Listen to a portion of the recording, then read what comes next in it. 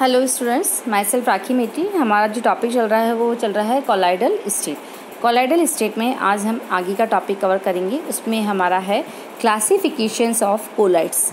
Collides का classification किस तरीके से किया जाता है।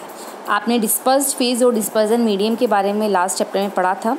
उसके बाद में अब हम कोलाइड सॉल्यूशन को किस तरीके से डिवाइड कर रहे हैं उसके बारे में मैं आपको बताऊंगी। तो आपने द्रव परिक्षेपण माध्यम के प्रति परिक्षिप्त प्रावस्था के व्यवहार के अनुसार कोलाइड विलयन को दो भागों में डिवाइड किया गया। पहला द्रव स्नेही कोलाइड और दूसरा द्रव विरोधी कोलाइड। द्रव स्नेही यानी लायोफिलिक और द्रव विरोधी यानी लायोफोबिक कोलाइड।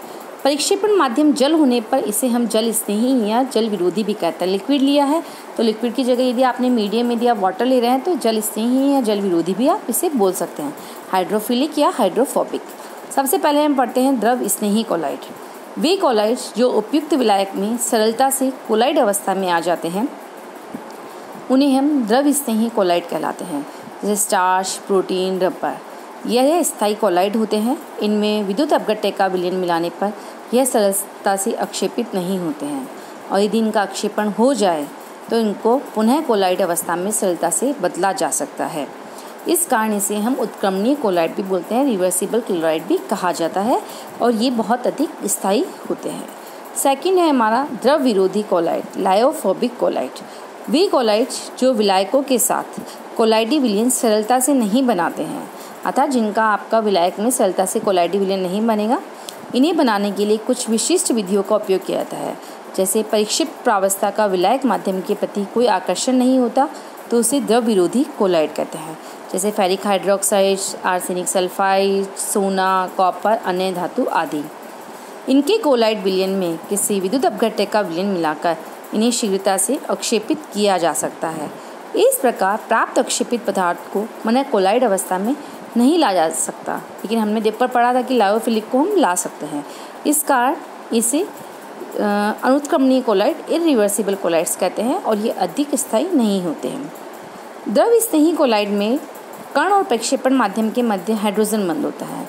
यदि परिक्षिप्त प्रावस्था प्रोटीन की है तो हाइड्रोजन बंध प्रोटीन के एमीन समूह और वाटर में बनेगा, और अगर स्टार्च है तो जल और स्टार्च के OH समूह के बीच में हाइड्रोजन बंध बनेगा।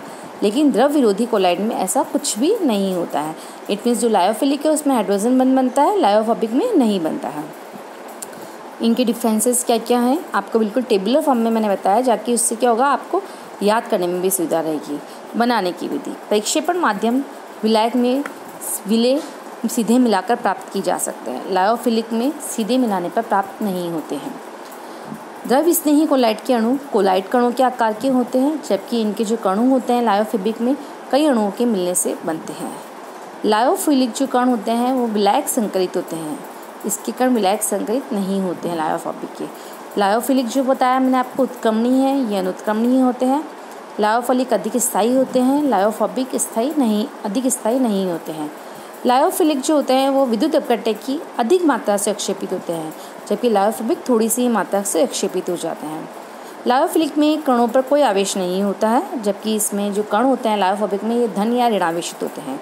लायोफिलिक में यदि हम विद्युत धारा का प्रवाह करते हैं तो जो कण होते हैं वो कैथोड या एनोड की तरह अभिगमन कर भी सकते हैं और नहीं भी करते हैं, लेकिन लायोफोबिक में जरूर करते हैं।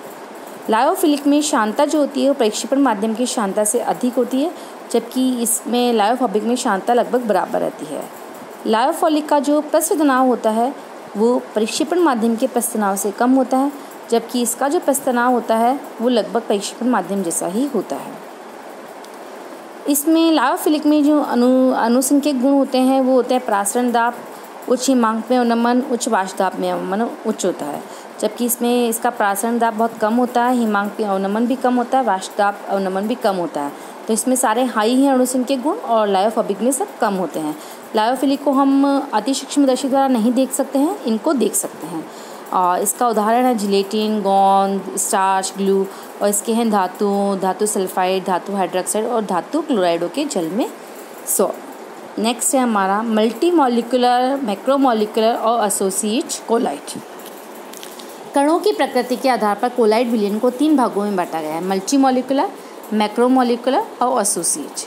सबसे पहले हम पढ़ते हैं मल्टी मॉलिक्यूलर यानी बहुआण्विक कोलाइड। इस प्रकार के कोलाइड विलयनों में कोलाइडी कण ऐसे परमाणु या अणुओं का पुंज है जिनका आकार 1 नैनोमीटर से कम हो।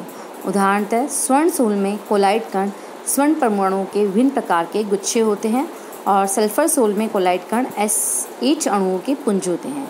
सेकंड है हमारा मैक्रोमोलिकुलर, वृहद आणविक। इस प्रकार के कोलाइड विलयन में कोलाइड कण स्वयं ही कोलाइड साइज के होते हैं और अणुभार बहुत ज़्यादा हाई होता है, जैसे starch, protein, cellulose, nylon, polythene.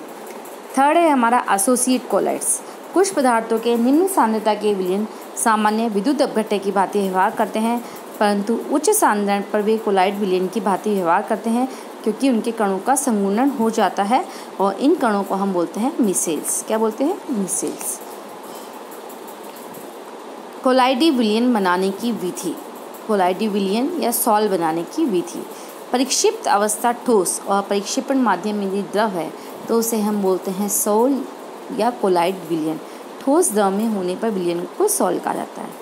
बनाने की विधि। सबसे पहले हम देखेंगे लायोफिलिक सॉल बनाने की विधि। द्रव स्नेही पदार्थ परिक्षेपण माध्यम के संपर्क में आने पर शीघ्रता से कोलाइड अवस्था में चला जाता है। अतः द्रव स्नेही सॉल पदार्थों को केवल उपयुक्त द्रव परिक्षेपण माध्यम में मिलाकर या परिक्षेपित कर या हिलाकर आसानी से बनाए जा सकते हैं। उदाहरणतः जिलेटिन, स्टार्च, गोंद आदि पदार्थ केवल जल के साथ गर्म करने पर ही कोलाइड विलयन बनाते हैं। लायोफिलिक सॉल बनाने के लिए परिक्षेपण माध्यम के संपर्क में आने पर कोलाइड अवस्था नहीं बनते हैं, इसलिए इन्हें बनाना बहुत कठिन होता है। धातु या अन्य कार्बनिक यौगिकों के कोलाइड विलयन बनाना कठिन है क्योंकि कोलाइड विलयन के कणों का आकार वास्तविक समांग विलयन के कणों से बड़ा और निलंबन के कणों से छोटा होता है। पदार्थ के कणों को तोड़कर कोलाइड के आकार का बनाना, इसे हम बोलते हैं परिक्षेपण विधि। और आणविक आकार के कणों को संयोजित करके कोलाइड आकार के कणों को बनाना, उसे हम बोलते हैं संगणन विधि। आप तोड़ के बना रहे हैं तो उसे परीक्षण विधि, और संयोजित करके बना रहे हैं तो उसे हम बोलते हैं संगणन विधि। तो हम पहले पढ़ेंगे परिक्षेपण विधि के बारे में। इस विधि में स्थूल पदार्थ के बड़े साइज के पिंडों या कणों को परिक्षेपण माध्यम और उचित स्थायी कारक की उपस्थिति में उपयुक्त विधि द्वारा कोलाइड आकार के कणों में अपघटित किया जाता है। तो परिक्षेपण के लिए 2 विधियां काम में ली जाती हैं, एक यांत्रिक परिक्षेपण है और दूसरा है विद्युत परिक्षेपण या ब्रैडिक आर्क विधि। तो इसमें से जो आपकी विद्युत परिक्षेपण या ब्रैडिक आर्क विधि है वो बहुत इंपॉर्टेंट टॉपिक है और ये क्वेश्चन जनरली आपसे एग्जाम में पूछा जाता है कि write a short note on the Bredig arc विधि या इलेक्ट्रिक डिस्पर्जन। तो हम पहले मैकेनिकल डिस्पर्जन के बारे में पढ़ते हैं। मैकेनिकल डिस्पर्जन में हम क्या करते हैं कि जो परिक्षेपित किया जाने वाला पदार्थ होता है उसको पहले बारीक पीस लेते हैं और फिर उसका इस निलंबित का स्थूल निलंबन बना लेते हैं। इस निलंबन को कोलाइड चक्की से गुजारते हैं। ये चक्की आपको दे रखी है। इस चक्की में 2 पार्ट होते हैं जो एक दूसरे के निकटतम संपर्क में विपरीत दिशाओं में अत्यंत तेजी से घूमते हैं। इन पार्टों के बीच में से गुजरने पर निलंबन के जो कण होते हैं वो कोलाइडी आकार के कण में टूट जाते हैं और इससे हम कोलाइड विलयन बना लेते हैं। इस विधि द्वारा काली शाही, पेंट, दंतमंजन, रंग, वार्निश, क्रीम बनाते हैं। तो चक्की सिंपल सी आपने देखी होगी कि पहले के ज़माने में भी चक्की होती है जिससे हम गेहूँ पीसते थे होते थे। वो जो 2 चक्की के पार्ट होते थे वो दोनों क्या करते थे, आपके गोल गोल घुमा करते थे। तो ये इस तरीके का ही एक प्रोसेस है। विद्युत परिक्षेपण या ब्रैडिक आर्क विधि, वेरी इंपॉर्टेंट टॉपिक। इस विधि से धातुओं के कोलाइड विलयन प्राप्त किए जाते हैं। जिस धातु की कोलाइड अवस्था में प्राप्त करना है उसके इलेक्ट्रोडों के मध्य आर्क उत्पन्न कराते हैं। ये इलेक्ट्रोन परिक्षेपण माध्यम में डूबे रहते हैं। आर्क की ऊष्मा से धातु वाष्प में बदल जाती है और ये वाष्प तुरंत ही हिम क्षितिज जल द्वारा संघनित होकर कोलाइड आकार के कण बनाती है और धातु का कोलाइड विलयन प्राप्त हो जाता है। सोना, चांदी, तांबा, प्लेटिनम आदि धातुओं के सॉल हम इससे बनाते हैं। तो ब्रैडिक आर्क विधि में आपका ये पूरा डायग्राम है। डायग्राम भी आपको पूछा जाता है। डिस्पर्जन मीडियम में आपने इसमें रखा, इसमें आर्क लगाई जाती है। इसका मतलब इसमें इलेक्ट्रोड्स के बीच में विद्युत प्रवाहित की जाती है। तो इस विधि में परिक्षेपण और संघनन दोनों ही होते हैं।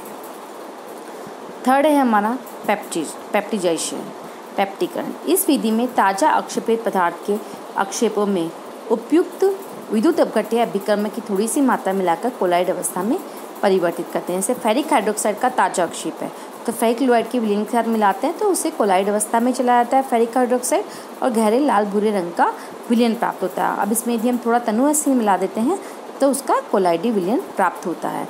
तो किसी भी ताज़ा अक्षेपित पदार्थ का उपयुक्त अभिकर्मक द्वारा कोलाइड कणों के रूप में परिक्षेपण करवाना पेप्टिकरण कहलाता है और जो अभिकर्मक उसे पेप्टिकृत करता है उसे हम बोलते हैं पेप्टिक कारक। तो ये डेफिनेशन कई बार पूछी जाती है। ये तो हमने पढ़ी थी ऊपर परिक्षेपण विधि है, ठीक है। अब संघनन विधि में हम संयोजित करते हैं। परिक्षेपण विधि में हमने मॉलिक्यूल्स को तोड़ा था। संघनन विधि में कौन कौन सी हैं? सबसे पहले तत्व की वाष्प को द्रव में प्रवाहित करके।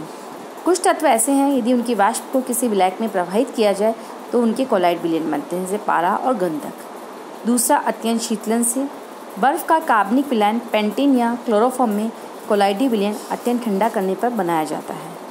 विलायक का परिवर्तन करके ऐसे पदार्थों के सॉल्ट बनाए जाते हैं जो जल में अविलेय किंतु अल्कोहल में विलेय होते हैं, जैसे गंधक, फास्फोरस।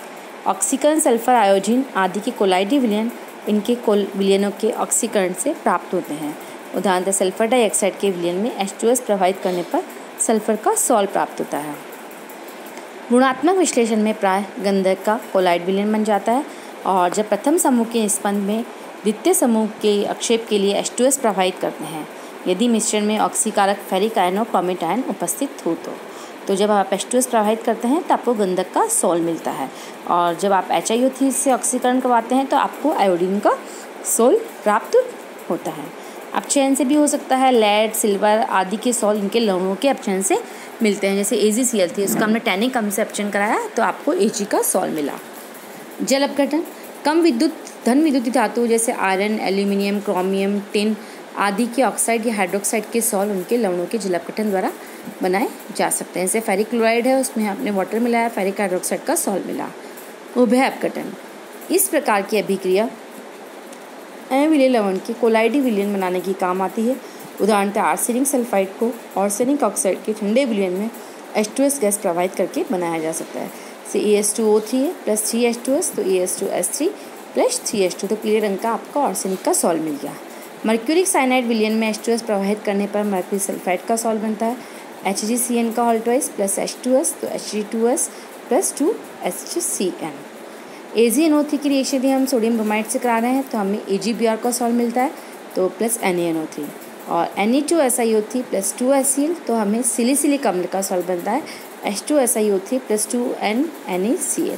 तो इस तरीके से आज आपने देखा कि कोलाइडी विलयंस कितने टाइप के होते हैं, लायोफोबिक और लायोफिलिक, और फिर कोलाइड सॉल्ट कैसे हम प्राप्त कर सकते हैं। तो उसमें सबसे इम्पोर्टेंट विधि थी आपकी परिक्षेपण विधि में ब्रैडिक आर्क इम्पॉर्टेंट विधि। तो ये ब्रैडिक आर्क जो मेथड है इसको आप एक बार अच्छे से देख लीजिएगा। ओके।